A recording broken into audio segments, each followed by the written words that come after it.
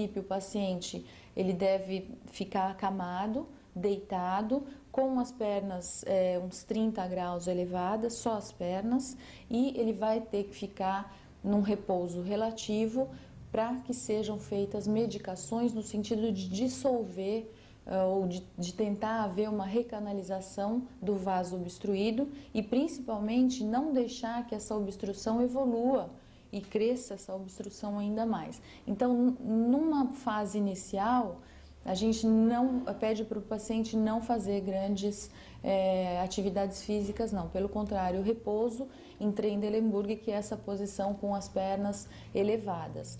O que deveria ser feito é essa movimentação antes de desenvolver a doença. Prevenção. Exatamente. Como medidas gerais preventivas para pacientes até acamados, a gente então pede para que o paciente mesmo possa ter uma mobilidade dos pés e nas pernas no leito. Então dobra as pernas, estica as pernas, faz rotação dos pés, mais ou menos como está aqui nessa fotografia, deambulação precoce, levanta o mais precocemente possível.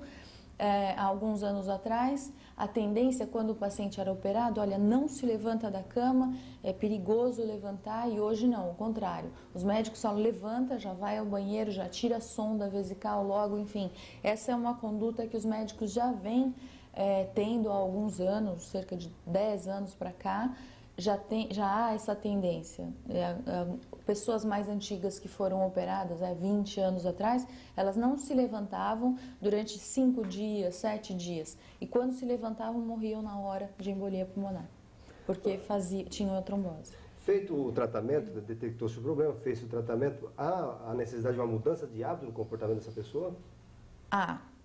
Não é nada radical, mas quem já apresentou um quadro de trombose, ele tem um fator que pode ser hereditário, portanto ele pode ter uma alteração genética que predisponha, ou ele ainda pode ser portador daquela série de fatores de risco.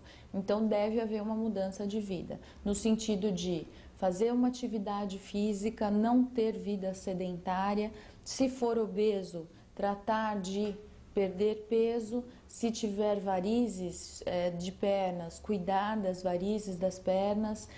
Agora, para os pacientes que têm câncer, que têm infecções importantes, o controle da doença é sempre uma forma de prevenção da trombose e uma boa alimentação, uma alimentação adequada.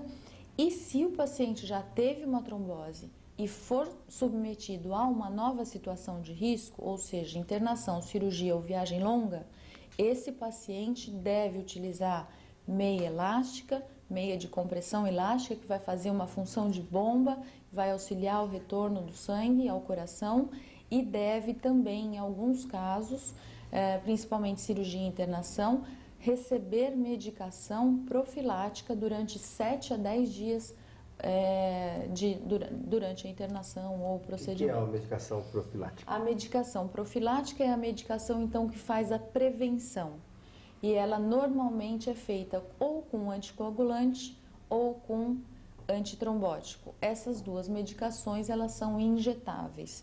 Portanto, o paciente não pode ir à farmácia e comprar isso aí. Ele deve sempre procurar o seu médico, que já está atento para essa situação, e falar, olha, eu já tive uma trombose, eu vou agora fazer uma viagem muito longa, de 10, 12 horas, o que o senhor me sugere? Então, ele pode sugerir que esse paciente tome essa injeção antes de viajar, pode sugerir que ele faça uso da meia elástica e aquelas outras condutas que nós já falamos. Agora, se esse paciente for internado ou for operado, ele obrigatoriamente deve receber durante 7 a 10 dias, no mínimo, essa medicação injetável. É a mesma medicação do tratamento, inclusive, só que são em doses menores. A senhora comentou já por 2 vezes ou mais a questão da meia elástica. Mas qual é a função? Ela não fica estática ali na perna? Alguém já está perguntando, mas a meia... A meia elástica, como ela é de compressão, a gente imagina, poxa, mas se ela fica ali comprimindo, vai piorar a circulação sanguínea. Ela tem um sistema de compressão, eu não sei se eu tenho aqui, ela tem um sistema de compressão onde aqui existe esse gráfico e mostra que ela comprime mais aqui, um pouquinho menos aqui, um pouquinho menos, um pouquinho, e aqui está mais liberada. Então ela faz assim com o sangue, ela empurra ela empurra o sangue de baixo para cima. Então ela empurra o sangue daqui para cima. Então ela faz, por isso a gente fala que é uma meia elástica de compressão graduada. Ela é graduada, ela se inicia numa graduação mais intensa nos pés, aqui nas pernas, então ela funciona como uma bomba. E o mínimo movimento que o paciente faz, ela, por ser elástica, ela aperta mais. Então ela funciona como uma bomba, fazendo com que o sangue não fique parado, represado. Porque o problema da imobilização é exatamente o represamento do sangue nas veias. E represando o sangue ali pode haver a coagulação.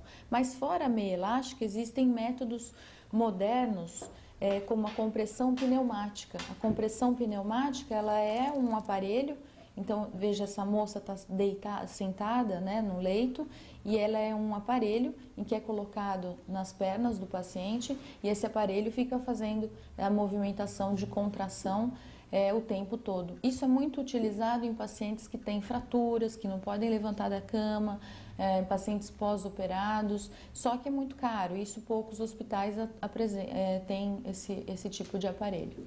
Doutora Marisa, vou chamar o intervalo mais uma vez, depois eu gostaria de umas considerações finais da senhora, na questão da prevenção, que é muito importante.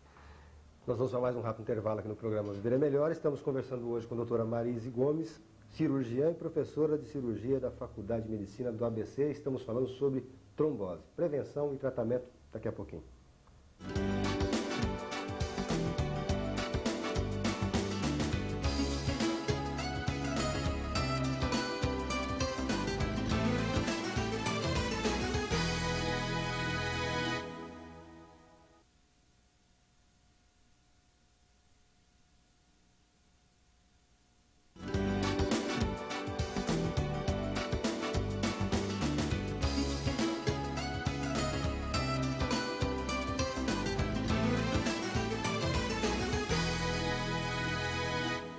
Programa Viver é Melhor, de volta aqui pela Rede Mundial, a TV da Educação. Assunto sério hoje aqui, trombose, prevenção, tratamento. Quem está trazendo informações importantes para a gente aqui hoje é a doutora Marise Gomes, cirurgiã e professora de cirurgia da Faculdade de Medicina do ABC.